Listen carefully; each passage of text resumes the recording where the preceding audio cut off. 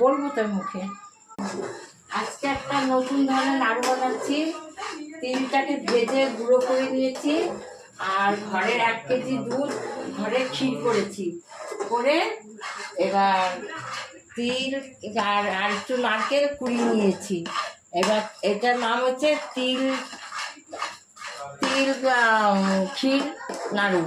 হ্যাঁ, তিলও করেছে, তিলটা পেস্ট করেছি, আর নারকেলটা পেস্ট করেছি, আর দুধটাকে ক্ষীর করে নিয়েছি। এবার এটাকে পাক দিচ্ছি, এটা আর একটু পাক হবে, তারপরে নাড়ু বানাবো। এমনিতে এলাচের গুঁড়ো দেবো, হ্যাঁ, কাজু কিশমিশও দেওয়া যায়। আপনারা এইভাবে বানান, দেখবেন দারুণ লাগে, মিষ্টির দোকান ফেল হয়ে যাবে, এত সুন্দর লাগবে। হ্যাঁ, আমি নাড়ু বানিয়ে আপনাদের দেখাবো। দেখুন হয়ে গেছে, এইবার আমি থালাতে ছড়িয়ে দেবো, তারপরে নাড়ু বানাবো।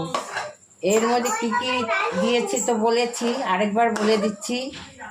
এটা নাম হচ্ছে তিল ক্ষীর নাড়ু। হ্যাঁ, এর মধ্যে তিল পড়েছে, নারকেল পড়েছে, ক্ষীর পড়েছে, তারপরে এলাচের গুঁড়ো, কাজু কিশমিশ এসব পড়েছে।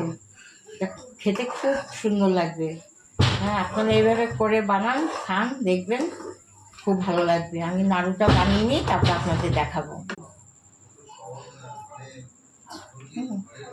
এই দেখুন, এটা আমি পুরো থালার মধ্যে ছড়িয়ে দিলাম। এটা খুব গরম, একটু ঠান্ডা হবে, তারপরে আমি নাড়ুগুলো পাকাবো। নাড়ুগুলো পাকিয়ে আপনাদের দেখাবো। এবার গরম আছে, পাকানো যাবে না, একটু ঠান্ডা হলেই পাকাবো। এরকম করে ঘুরিয়ে ঘুরিয়ে ঘুরিয়ে ঘুরিয়ে এরকম করে নাড়ু করতে হয়। হ্যাঁ, আপনাদের দেখালাম তো কী কী দিয়েছি, সব বলে দিয়েছি আগে।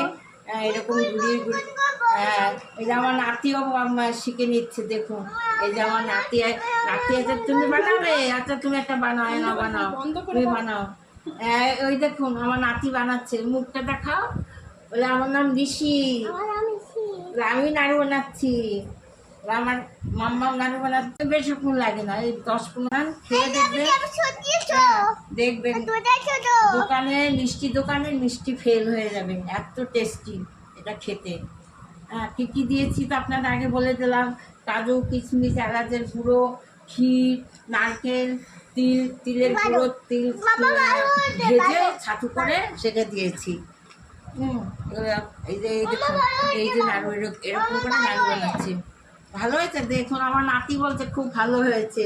এইটুকু বাচ্চা, সেও বুঝে ভালো।